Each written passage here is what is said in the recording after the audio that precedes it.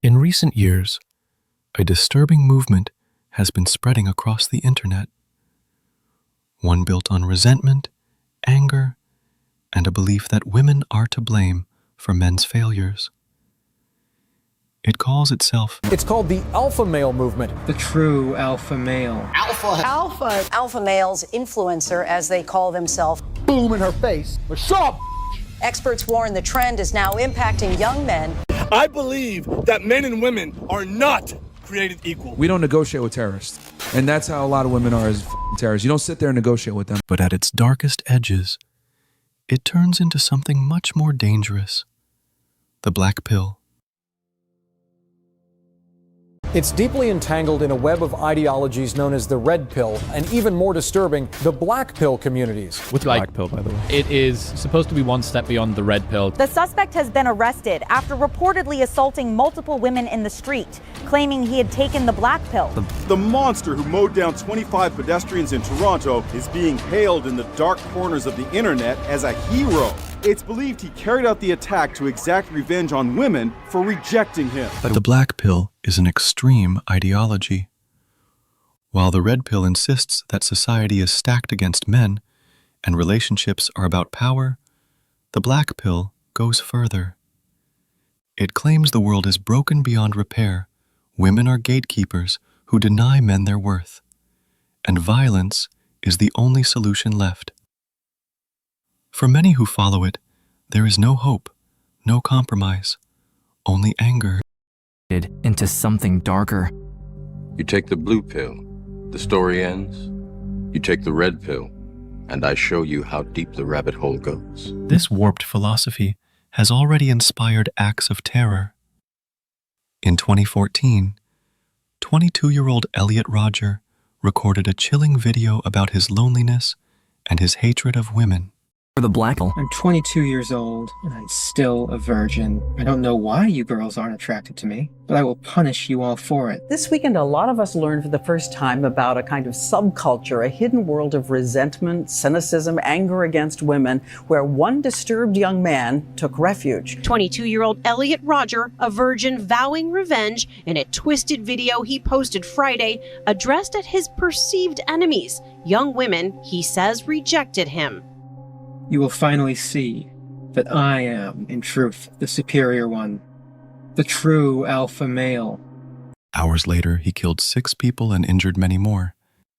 His words still echo in dark online spaces today. Police didn't have to search long to learn what motivated a 22-year-old gunman to kill 6 people and injure 7 others. The University of California, Santa Barbara community is in mourning. She was walking with 2 of her friends, and he opened fire. We lost our only daughter. She had so much to give for this life. It's just awful, and no parent should have to go through this.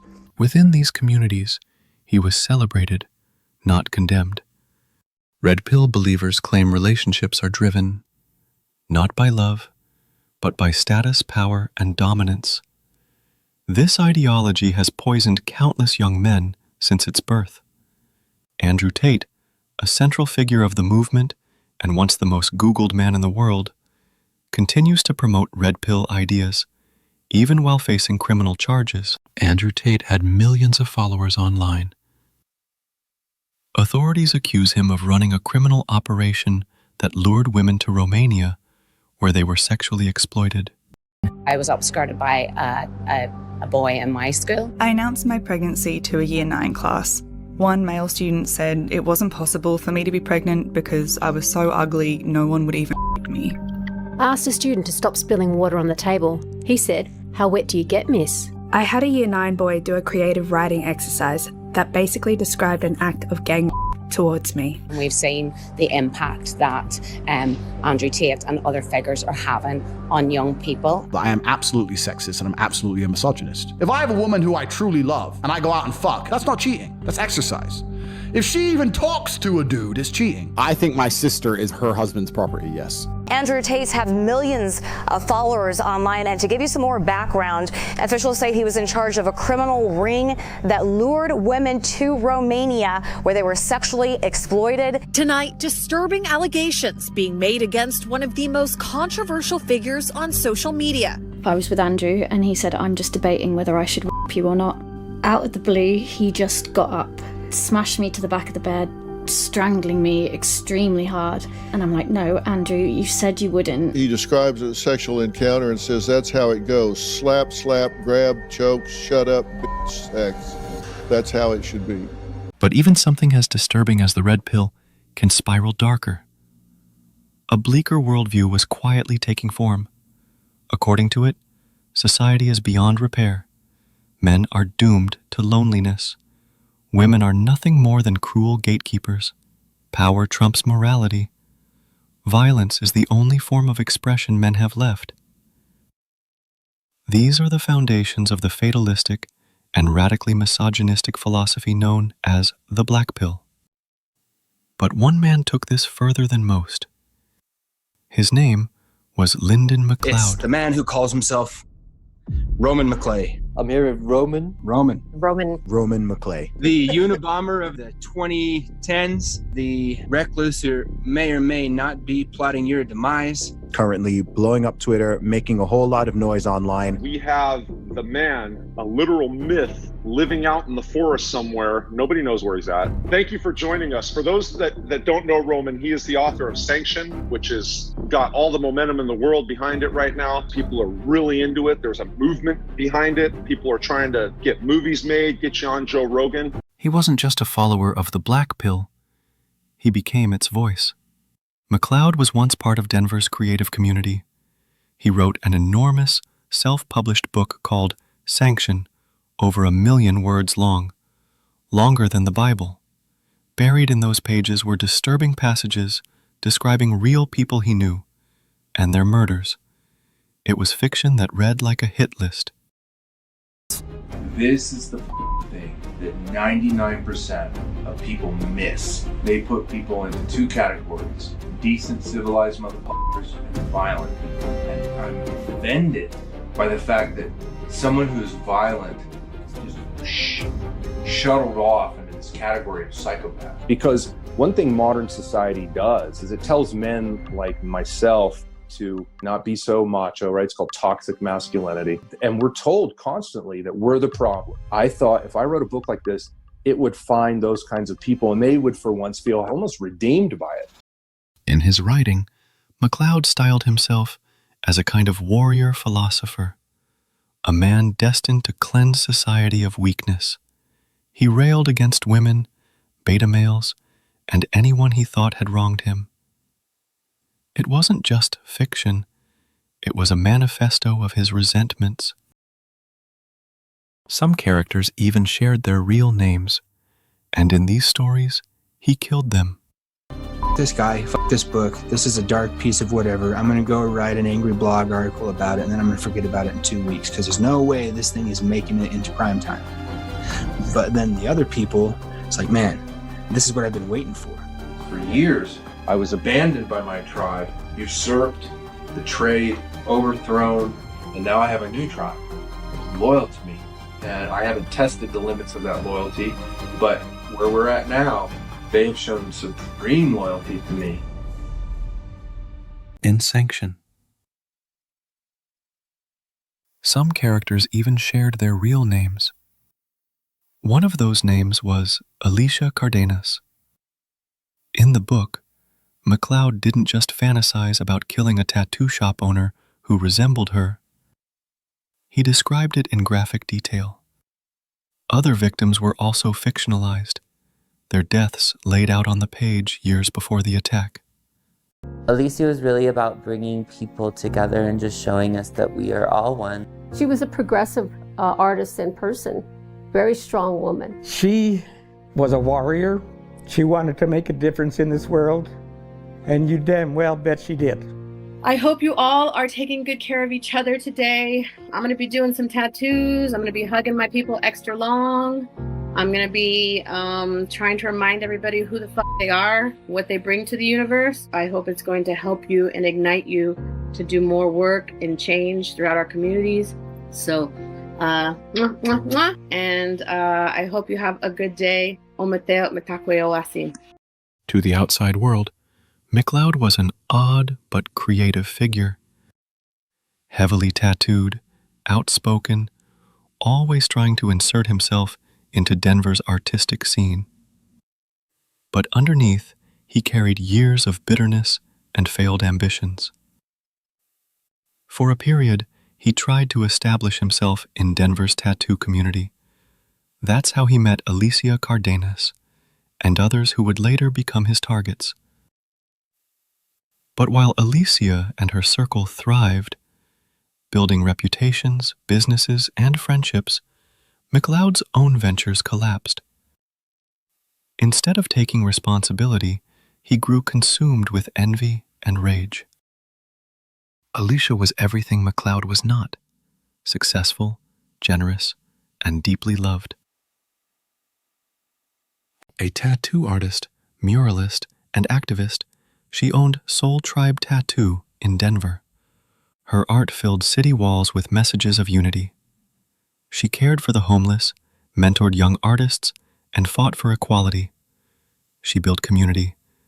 He lived in isolation. And for that, he marked her for death. On December 27, 2021, at 5:25 p.m., McLeod's fantasy came true. Dressed in body armor, armed with a rifle, he stormed into Soul Tribe Tattoo. Inside were Alicia, her colleague Alyssa Gunn, and their friend Jimmy Maldonado. Within moments, Alicia and Alyssa were dead. Jimmy was shot multiple times, but survived. I was in the back in my room. Alyssa and Alicia were in the front. Someone comes into the shop. Once I realized who it was, I was shocked. Something was off with him. At times, like, the odds were definitely against us. There's people who just didn't want to see us succeed. There was a lot of sexism and racist talk. Someone threw this rock through this big window of ours. It was a threat, but none of that was going to stop us. Alicia just had a great vision. It can be something different and something better, and it doesn't have to be like this.